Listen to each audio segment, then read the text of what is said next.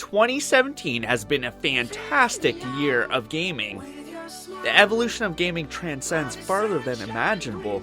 Gaming isn't just a form of entertainment, it's far greater than the perceived perception. Gaming teaches life skills such as reading, puzzle solving, hand-eye coordination, decision-making, communication, teamwork, perseverance. I could go on, but I'll leave it there. Gaming is one step deeper than movies or TV. You're not watching the person, you are the person. Gaming is the propeller of technology, pushing the advancement of many other industries forward. Many people think gaming is a pointless waste of time. It's not. Gaming is now a serious career choice. Imagine playing video games for a living. People do it. Gaming has created new jobs like YouTube videos, podcasts, gaming websites, competitive gaming tournaments, and streaming games. Gaming is a sport. Many people disagree, and they're wrong. Gaming is very physically demanding.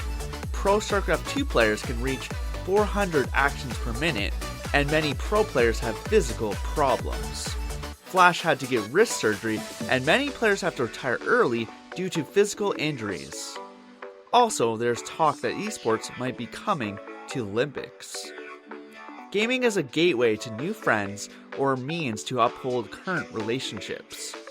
Games create unforgettable memories, evoke powerful emotions. Gaming is exhilarating, heart-pounding, and fun. With the amount of games coming out each year, there's just not enough time to play them all. Here's some notable games I didn't have time to play. Life is Strange Before the Storm, Nier Automata, Sonic Mania, Assassin's Creed Origins, Uncharted The Lost Legacy, Destiny 2, Divinity Original Sin 2, and Persona 5. With that said, shall we get started? Here are my top 20 games of 2017. Number 20.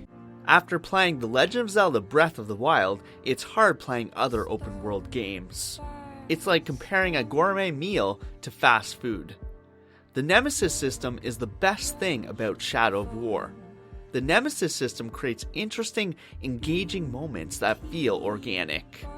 On one occasion, an orc captain tracked me down.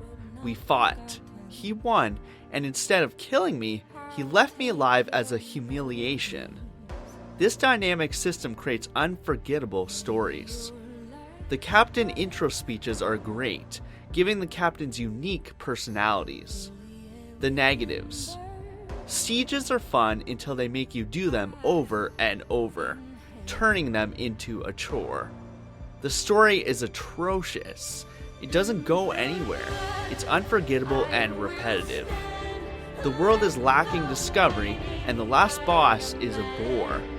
Let's hope the next game is far superior. Number 19. Little Nightmares is creepy and disgusting. In Little Nightmares, you navigate around a ship as giant-sized freaks prevent you from leaving. The chase sequences are heart-pounding.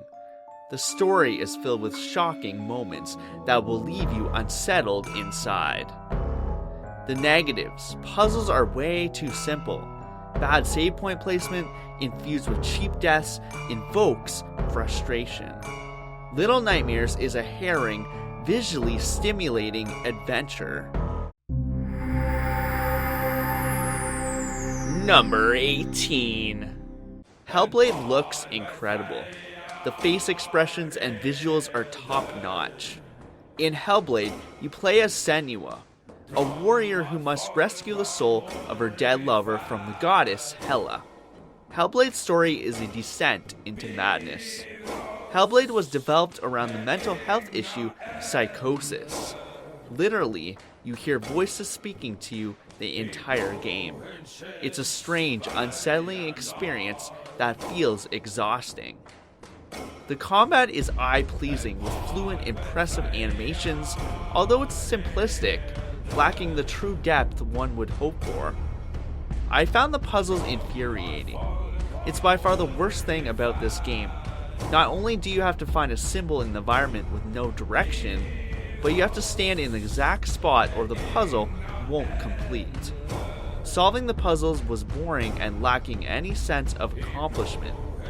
Hellblade is a horrific glimpse into insanity and deserves to be played. Number 17. What Remains of Edith Finch tells an impeccable story of life and death. Edith Finch is the last remaining member of the Finch family. As Edith Finch, you return home and try to unravel the circumstances surrounding the peculiar deaths of each family member. As you explore the house, you will find interactive memories that explain the deaths of current and past Finch family generations. The memories are phenomenally portrayed. Each gripping tale presents itself in such a wonderful and unique way. The shocking stories provide gut-inducing trauma that tends to remain intact. The house is full of incredible detail that conveys a visual story transposed upon oneself. It exudes imaginative creativity. It's brimming with trapdoors and hidden passageways that provoke a sense of curiosity. What Remains of Edith Finch doesn't hold back the punches, it lands them with severe ingenuity. Number 16. Observer is a pulse-pounding neurotic venture into the minds of others. You play as Detective Daniel Lazark, who must discover the circumstances around his son's death. Daniel has electronic implants that allow him to use biovision and electronic vision. These visions help you thoroughly investigate crime scenes. You can scan dead bodies, track elusive bloodstains, identify people through augmented chips, find hidden codes, discover purposeful clues, etc. Observer takes place in an apartment stack where residents live isolated in their homes. Most of the character interaction is a conversation through a video screen mounted across their front door. Each discussion is vastly different and deeply intriguing. Some conversations reach laugh-out-loud hilarity. Every so often, Daniel must take a drug called Synchrozine. If refused, your vision will gradually distort, worsening the longer you ignore the looming symptom. Such an uncommon, oppressive idea that helps cement this futuristic Punkian world. The real craziness takes place when you hack into people's minds. It's a mind-bending, earth-shattering, frightful, horrid culmination of absolute insanity. Observer does a terrific job making you skeptical about the situation. Am I in the real world or the fake world? Observer is exceptional. It envelops you into its dark cyberpunk atmosphere. Number 15. At its core, For Honor is a complex, skill-oriented fighter. Each fighter comes with an exclusive set of combos and a unique fighting style. Fighters range from slow, bustling warriors that pack deadly, bone-crushing extermination to light, fast, agile samurai. The combat is exceptional. Fair fights are purely based on skill. The better player wins. Combat is jam-packed with choice. Block, dodge, roll, use light attacks, use heavy attacks, parry, grab, perform an unblockable orange attack, use feats, lure the player into a deadly trap. When you lose a fight, you understand why, which helps you improve at a radical pace. Throwing people off the level is satisfying, but gets annoying when it becomes overused. Also, it sucks getting thrown off from someone one hit away from death. The game should be called No Honor. Backstabbing is a continuous occurrence. You find yourself having an epic 5-minute fight, blow for blow, shot for shot. Both of you are one hit away from death. Then some moron comes up behind you and rams a sword in your back. For Honor is tremendously fun. The close epic battles will leave you with a gratifying sense of accomplishment that will linger for a very long time.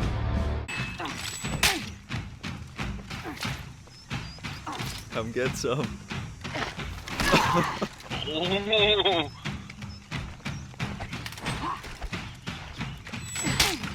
Oh, here we go.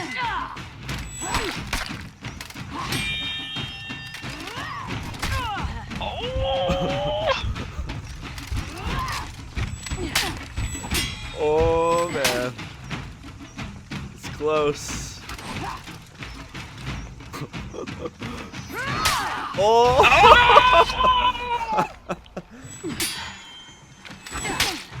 Oh.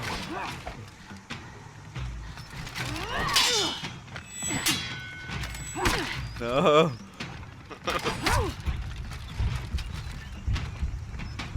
You're not killing me. Oh no! Oh no! Oh! No! No! Yes.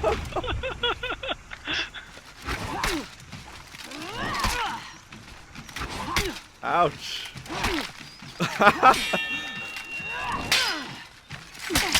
Oh no! Oh no! Uh-oh. Come get some. Oh, another guy coming too. It's fine. They're all coming to you. You're dead. Never. You're so dead. I don't die. I'm watching from the aerial view. It's funny to see where the. Go backwards. Go the other way. Oh no. I'm going up the ladder. Oh god. Slide down. Knock him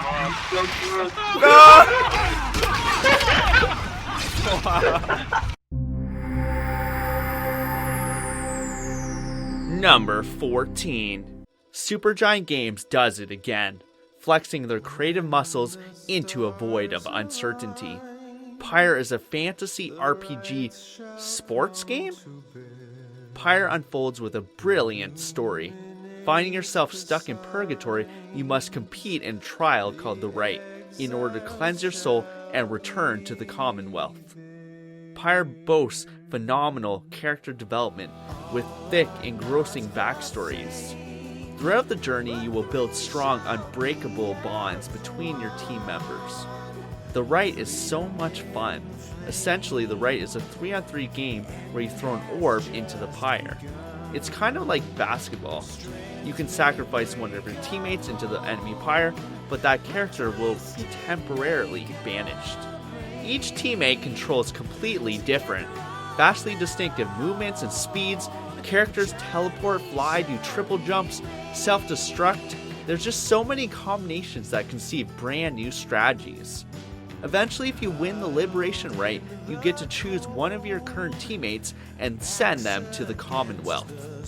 It's one of the toughest choices that will reoccur several times. During one occasion, I had to choose between 3 of my best undefeated players. Choosing one to lose forever was a nightmare. My one and only issue is the absence of online multiplayer. I desperately want this feature. Pyre's filled with exuberant colors. The game looks like a piece of art. The commentation during matches is enthralling. Pyre is a serious contender.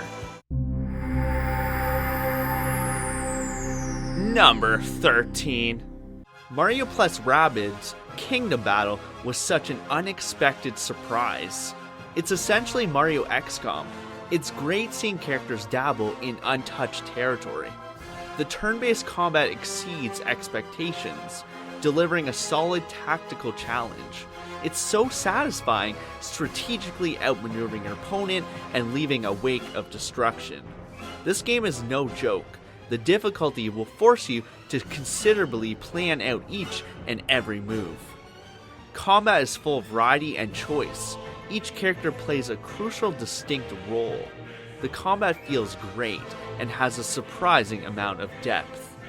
New enemies are revealed at a consistent rate. There's plenty of mini-bosses and stupendous main bosses. The music is phenomenal. Humor is silly and can actually cause a laugh. Mario plus Rabbids Kingdom Battle breaks the laws of confinement and paves a path for more studios to step out and take a risk. Number 12. SteamWorld Dig 2 is infinitely addicting. The simple gameplay loop of gathering resources, cashing them in, then upgrading makes it feel tremendously hard to stop playing. The progression oozes with continual satisfaction. SteamWorld Dig 2 has these new diverse challenge rooms sprinkled throughout the game. Challenge rooms contain healthy amounts of puzzles and hidden secrets. SteamWorld Dig 2 explodes with upgrades. You just want everything. You soon feel like an unstoppable killing machine. It doesn't take long before you're shooting bombs, grappling, drilling, and flying around with a jetpack. Using cogs adds an entirely new layer of depth. You can attach cogs to any of your equipment. Cogs give massive benefits, more storage, better defense, faster digging, more cash. The possibilities are numerous. SteamWorld Dig 2 is a solid sequel. Number 11. Splatoon 2 is such an innovative experience. You don't have to fight if you lack the necessary skills. You can choose to cower in isolation and still end up carrying your team. Obviously, I never cower. I'm in there crushing the noobs. Splatoon 2 impressively flows with such a fluent ease. Splatting a trail of paint, gliding through it, dipping out and decimating other players is immensely gratifying.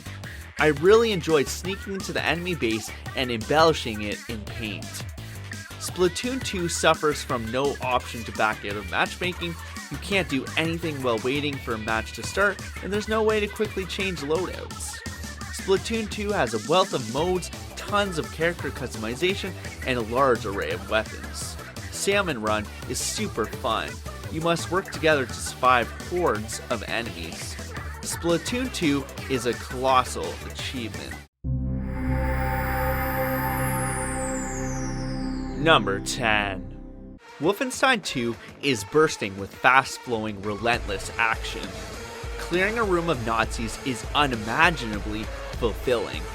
The guns feel incredible, whether you're blasting enemies while dual-wielding or incinerating them with an oversized laser. The fun never stops. In my opinion, Irene is one of the best video game villains of all time. She makes you feel justified for killing Nazis. She has this cruel, casual, uncaring, sadistic presence. She grabs your full attention in every scene with a hypnotizing lure. Wolfenstein 2 has a robust cast of witty, outrageous characters and an impressive story. I think the story is the best thing about this game. I found myself craving the next story beat. The story goes to the depths of insanity and back. It's shocking, riveting, and brutally captivating. The story will be hard to forget and be ingrained in your memory for a very long time. Number 9. After a tragically disappointing game, Resident Evil thrusts itself back into the ring. Resident Evil is back on track with a series originality. First person is a great addition to the series. I can gladly say Resident Evil is scary again. The starting sequence is petrifying. It tampers with your senses, rattling them in a rigorous demand. I can't overstate this enough. It's great seeing Resident Evil moving in the right direction. That being said, there's lots of room for improvement and many issues. Wasting ammo on unkillable enemies was irritating and happened frequently. I wanted more weapon customization and upgrades. This system was minimal at best. Lastly, my biggest concern was the lack of enemy variety. You fight the same enemy the entire game. It feels like this is the foundation for a far superior game. Give me more enemies, give me more weapons and customization, give me bigger and better bosses, give me larger areas, and hopefully one day reach the brilliance of Resident Evil 4. Number 8. Horizon Zero Dawn is a visually stunning extravaganza. I know it's lower on my list than the Zoom Top 5, but felt inside that the above games are better. What pulled it down for me was the combat. It felt like it was missing something. For me, it lacked the depth I crave. Run away, shoot, run away, shoot. I hate to simplify it down to that, but that's the only way I can explain it. I know you can simplify any type of game down to the bare basics. All you do in a shooter is shoot things. It's not exactly true. Take a game like PUBG. It has so much depth and options. After you're killed, you contemplate about all the different things you could have done. What I'm trying to say is the combat in Horizon Zero Dawn feels the same in every situation. Anyways, everything else in the game is top notch. This game is solid across the board. It's exciting running into new robot dinosaurs, they look amazing. The story is highly intriguing with mysterious unanswered questions. It's full of plot twists and memorable sequences. Horizon Zero Dawn is a fantastic game from start to finish. Number 7. As you can see, I like The Evil Within 2 more than Resident Evil 7. I wouldn't say it's scarier than Resident Evil 7, but it has more of everything. More enemies, weapons, upgrades. It just feels more satisfying and fulfilling. It's also less linear than the first game, with large open areas filled with side quests and interesting discoveries to find. Managing ammo fills the OCD hole inside of me. Every shot wasted is felt, and you must carefully decide when to engage. Even basic enemies can overwhelm you. The sensation of barely killing a room of enemies or finishing a boss with the last remaining bullet is like nothing else.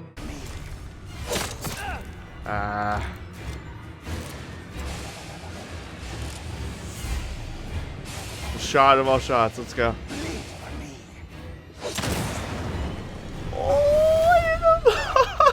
In the arm! No way! Look at my health, yo. Did I just barely win that?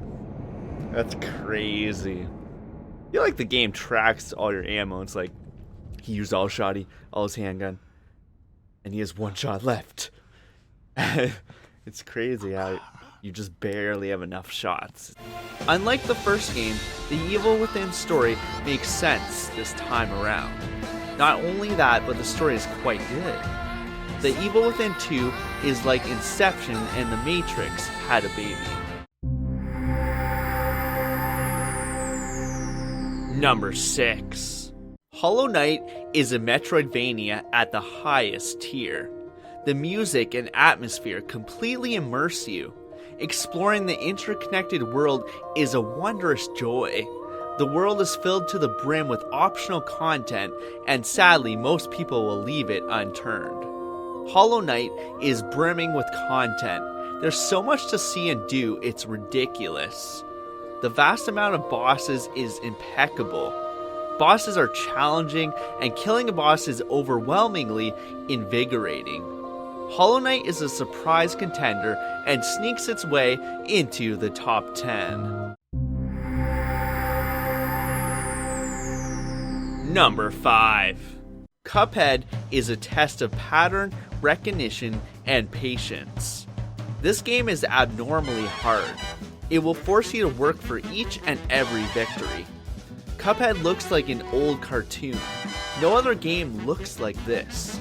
The jazzy soundtrack doesn't get old, especially since you have to hear it over and over again. The amount of bosses and boss phases is beyond comprehension. The boss animations are spectacular, visually stimulating, and just impressive to look at. Never giving up and overcoming a boss is a fulfilling rage of explosive, continual gratification. Alright. Get up, get up, get up. Come on, kill it. Yes! I died too! I died? I still won it? Get him, please, get him. Okay, blocks. Okay.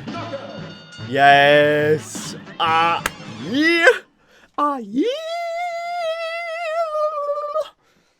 Yeah! Number 4. Nioh is lightning fast with glorious epic boss battles. Nioh does an exceptional job with the Dark Souls formula and even ignites it with new innovations. Let's get the negatives out of the way. My only issue was the absence of one large, interconnected world. Don't get confused. Yes, each individual level is interconnected, but all the levels are separately played. I prefer being able to explore anywhere and fight the bosses in different orders. It would give the game a bigger sense of discovery and tension. Also, if a boss is too difficult, you could cower away and try a different path, giving you more options. Nioh is massive. It's filled with tons of enemies and a plethora of bosses. Bosses are excruciatingly hard. You must muster everything inside of you to beat them. I think I've oversaid this, but defeating a boss in this game gives you a feeling of pure adrenaline and joy. The bosses and combat raise the game to an obscene height. Stamina, stamina, stamina, stamina, stamina. You're ready to throw in the rolls. I'm going in. Don't do it! Don't do it! Don't do it! Oh man. Oh man. Oh man. Get up. No, roll. Roll. Roll, buddy. Roll, buddy. Roll, buddy. I'm gonna heal it. And we're gonna play it safe. Got no arrows, okay. Go, go, go, go, go, go, go, go, go. No, no, no, no. Do not kill me. Get up, get up, get up, get up, get up. All right. I got one hit. He's got one hit. Who's gonna win this? Go for it. Yes, yes, yes. Yeah. Yes. Please. Please. Get the hit in. No. Oh. Go. Dodge. Oh. No. Oh no, I'm dead. I wish I had more heals. Oh. Safe. Play it safe, everyone. Get stamina. Get stamina, get stamina, get stamina. Okay. Okay. This is possible. Yes. Yes. Be calm, be calm, be calm, be calm. Yes! Woo!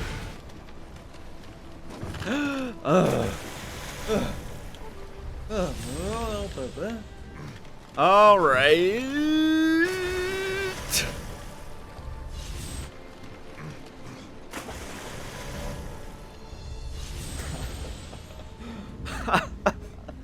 This ladder is like the death of all torture chambers.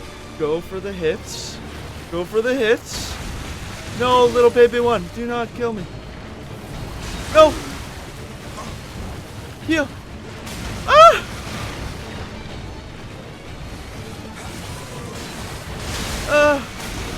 Okay, I'm gonna heal again.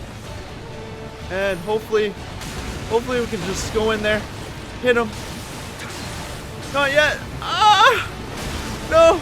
Get him! Get him! Get him!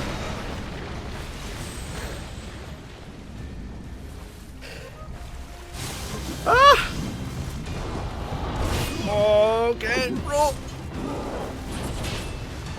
Alright, get the stamina. Hit. Dang. I'm going for it. What? What? What? What? Number 3. Looking at PUBG, it's hard to see the appeal. It's visually painful, poorly optimized, and animations are atrocious. All this gets pushed aside due to how good everything else is. PUBG is a serious blast. It's so hard to stop playing. Even talking about it right now makes me want to play it.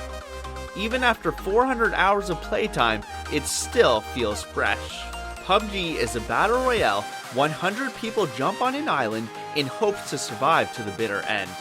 You start with the clothes on your back and must scavenge for guns, painkillers, backpacks, melee weapons, first aid, etc. Danger is always lurking around every corner. You never feel safe. Death can present itself to you in a blink of an eye. Sound is super important. Listening for footsteps or shots being fired is a necessity. Sound helps pinpoint enemy locations. Knowing where to look is vital to surviving.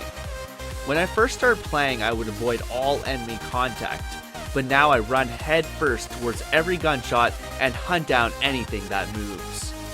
Every match tells its own story that unfolds in a completely different way. Here's a small taste of the experiences we had. Crashing the vehicle, killing everyone inside. I accidentally killed my own teammate and we still ended up getting the chicken dinner. Getting a crazy long distance headshot. The first time getting a melee kill or a crossbow kill. This person's suicide with a grenade into one of my friends. Landing with 20 to 30 people and coming out alive. One game we hid like cowards under some stairs and ended up winning. Being in a 1v1 situation, having both friends telling you completely different things. One telling you he's to the right, another telling you he's to the left. I ended up twirling in confusion and being killed. What was this? The chicken dinner screen popped up. It turned out somehow the other player died to the blue before I was killed. The amount of stories created are endless and so unique and different. The matches get increasingly more and more intense the longer you survive. The game mounts to an epic climax where teams are doing everything possible to come out on top. It has the same feeling from Dark Souls when you have to complete an area and boss without dying. The build-up is immense, and when you finally pull it off and get that chicken dinner, it's a feeling like no other.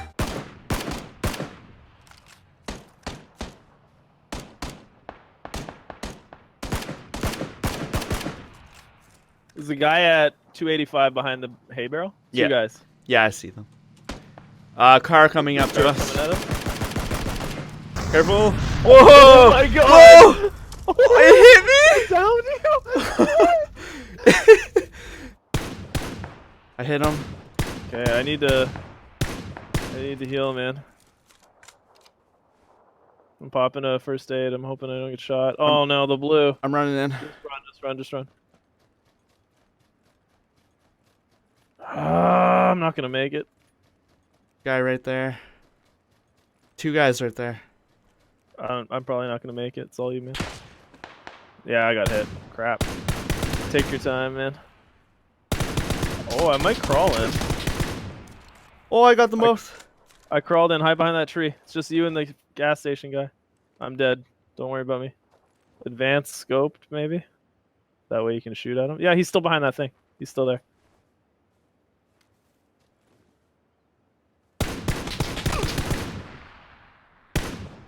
He's scared, man. He's scared. Dang. He might come on the right side. The right side. Right side. He's not dead? You gotta heal up.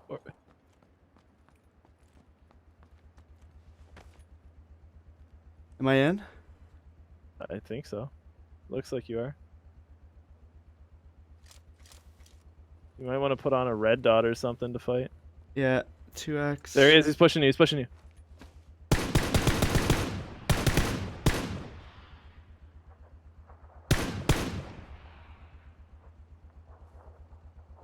Dang. He won't die.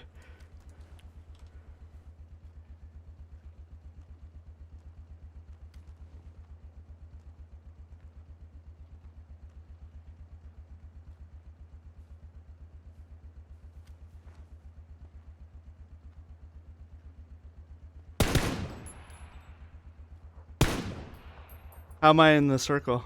Don't get too close. He's got an ump or something. You're in the circle. You're good.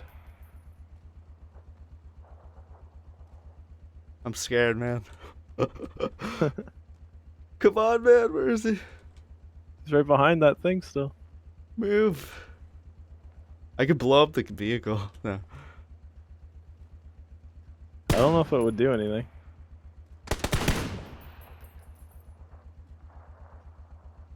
You're getting low on ammo, man.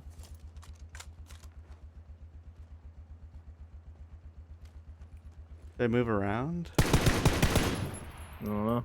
Keep hitting him, but.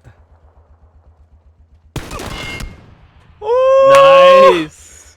Got it. Yeah, boy. Oh, that was scary, dude. I'm using the washroom. Holy, that was scary.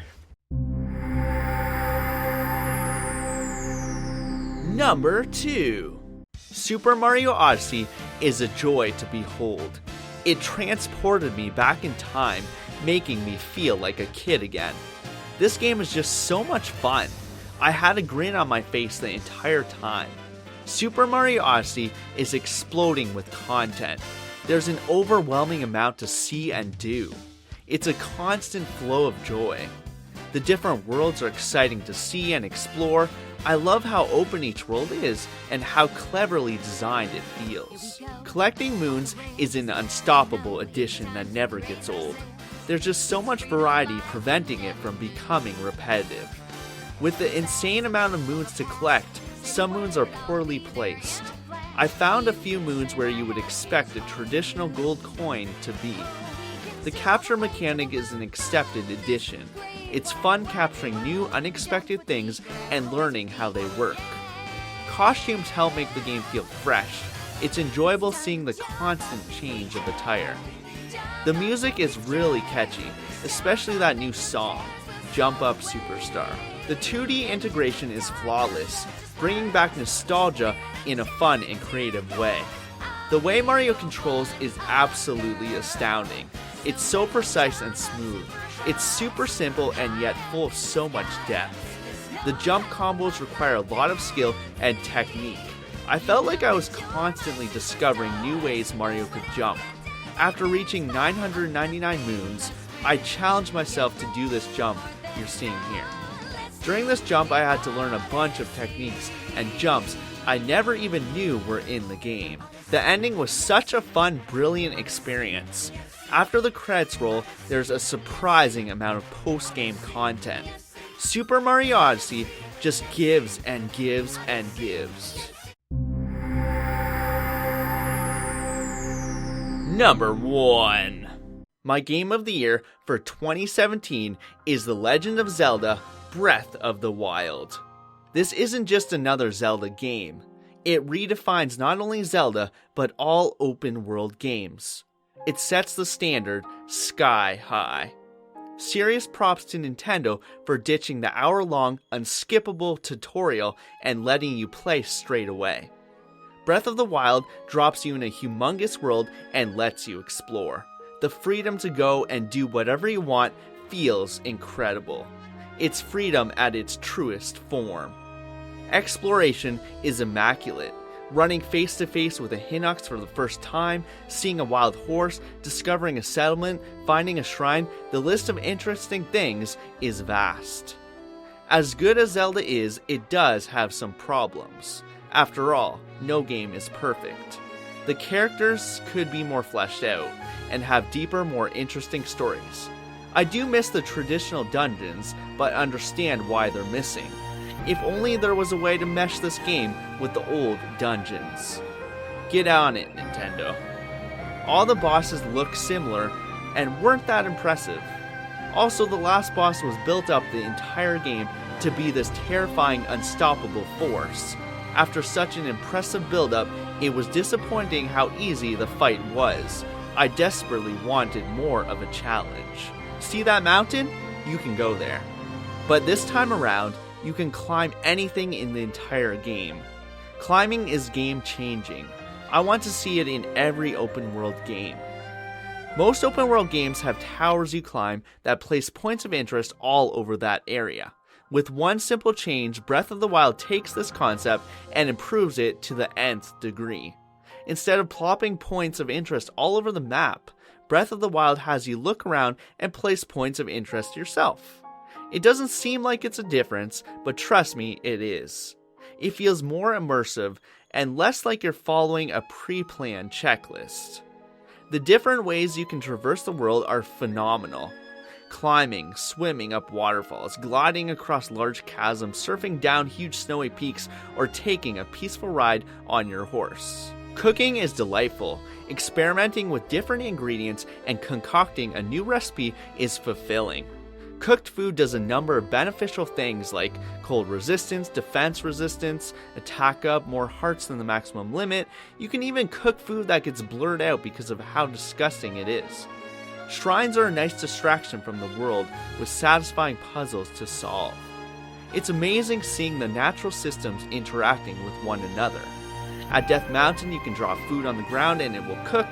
Shooting an electric arrow in a pond kills all the fish. You can drop a row of metal swords to conduct electricity in order to solve puzzles. I could do this all day. There's just so many fascinating interactions with the world. The amount of detail and polish poured into this game is unimaginable. The Legend of Zelda Breath of the Wild is an absolute masterpiece and is my game of the year for 2017. Oh, are those bad or good? I don't know. They might be bad. Did I see? Like. Is that good? Oh, it's not attacking me.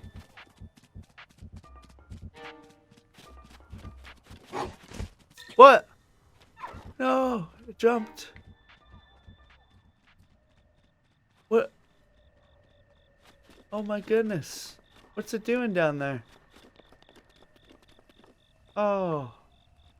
It wasn't attacking me or anything. Oh, another wolf. Let's see what happens.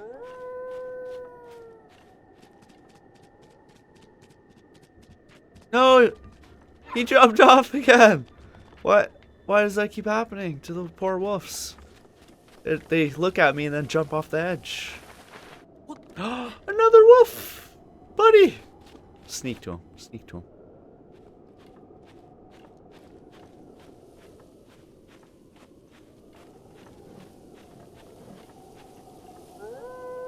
I'm your friend. Don't run away. I'm your friend. See, he has his eye on me, but... see what he does. Oh! He killed me! I thought he was my friend! Oh my goodness. Because the last two wolves I saw, they were friendly, and then this guy's like... ah.